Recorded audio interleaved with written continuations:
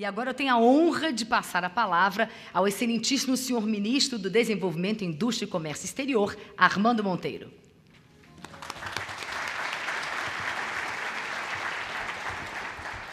Muito bom dia a todos. Eu quero expressar aqui a minha satisfação de participar desse 20º Encontro Nacional da Indústria Química e inicio cumprimentando aqui o Carlos Fadiga e o Fernando Figueiredo, através dos quais gostaria de saudar toda a comunidade empresarial do setor. Quero fazer uma saudação a esse atuante parlamentar que tem tido uma postura muito proativa na condução da Frente Parlamentar da Indústria Química, o deputado Paulo Pimenta, e, através dele, eu gostaria de saudar também os parlamentares que estão aqui presentes. Eu gostaria de iniciar dizendo que todos nós sabemos que esse encontro se realiza num momento extremamente desafiador da vida do país, onde há, por assim dizer, uma conjugação de circunstâncias que nos colocam uma perspectiva de dificuldades econômicas e políticas. Quero, no entanto, dizer, e quero me valer até da trajetória desses encontros, que o Brasil tem, ao longo do tempo, revelado uma capacidade extraordinária de superar dificuldades episódicas e de seguir construindo, a meu ver, o seu caminho, a sua verdadeira vocação, que é a de ser um país extremamente empreendedor, dinâmico e que tem, e todos nós sabemos, um extraordinário potencial. Eu queria, por começar, a reconhecer um ativo extraordinário do país, que é a sua indústria. A despeito de todas as dificuldades e de uma expressiva perda de posição relativa da indústria na formação do produto econômico do país, o Brasil segue sendo a principal plataforma manufatureira do mundo. E, nesse contexto da indústria brasileira, não há como deixar de reconhecer a importância da indústria química brasileira, que responde por quase 10% do produto industrial do país. Como aqui já foi assinalado, somos a 6ª indústria química do mundo. Portanto, esse é um ativo muito importante para o nosso país. No contexto dos desafios que vivemos e nesse momento de transição da economia brasileira, eu gostaria de começar por dizer que, reconhecendo as dificuldades, a queda do nível de atividade no mercado doméstico, mas eu gostaria de dizer que esse momento de transição tem sido marcado por algumas medidas muito importantes e que, a meu ver, abrem uma perspectiva nova para a indústria brasileira. Parece até um paradoxo, ao mesmo tempo em que contabilizamos as perdas e temos esse ano uma queda do produto industrial muito expressiva, mas, ao mesmo tempo, eu gostaria de dizer que, com o realinhamento cambial que ocorreu, abre-se para a indústria brasileira uma perspectiva nova. Alguém já disse que o câmbio mata. O câmbio é um preço fundamental na economia.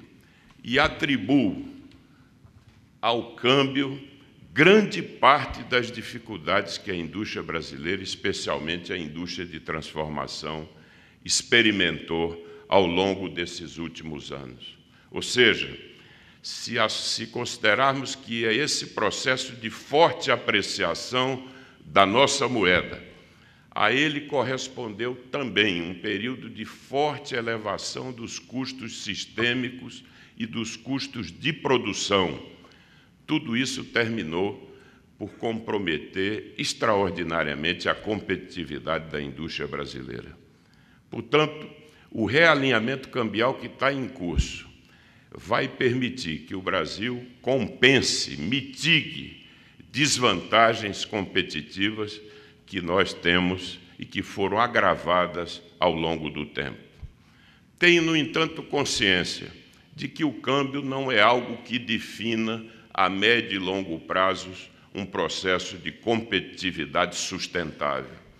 Temos muito o que fazer numa agenda de caráter mais estruturante, numa agenda desafiadora que se coloca perante o país.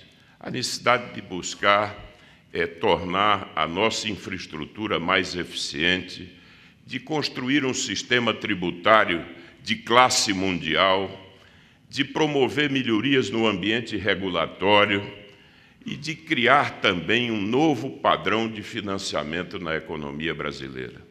Sei que essa é uma agenda densa, desafiadora e que não prescinde de uma visão de política industrial do nosso país. E aí começaria por dizer ao Fadigas que tenho absoluta coincidência de visão quando considero, por exemplo, que qualquer política industrial de caráter mais estruturante tem que levar em conta a necessidade de promover uma desoneração naquilo que forma os preços básicos do setor industrial. Ou seja, se tivermos amanhã espaço para desoneração, e teremos, nós precisamos desonerar os insumos que formam na base a competitividade da economia brasileira. Não há outra forma de construirmos uma indústria competitiva. E, por outro lado, temos que promover de forma definitiva a desoneração dos investimentos no Brasil.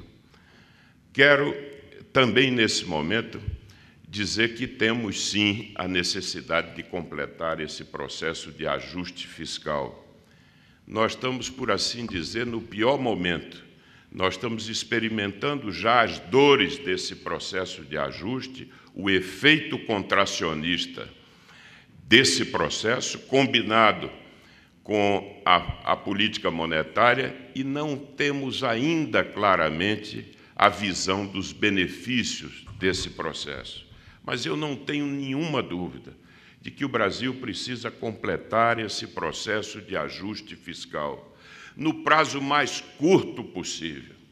E aí é muito importante que a sociedade brasileira se mobilize para apontar para a classe política, especialmente para o Congresso Nacional, a necessidade de que essa disputa política que está instalada de forma radicalizada no Brasil possa levar em conta que há medidas que são fundamentais para o reequilíbrio econômico do país e que não podem ficar à mercê da disputa política que se exacerba no Congresso Nacional. O Brasil precisa completar esse processo de ajuste no prazo mais curto possível.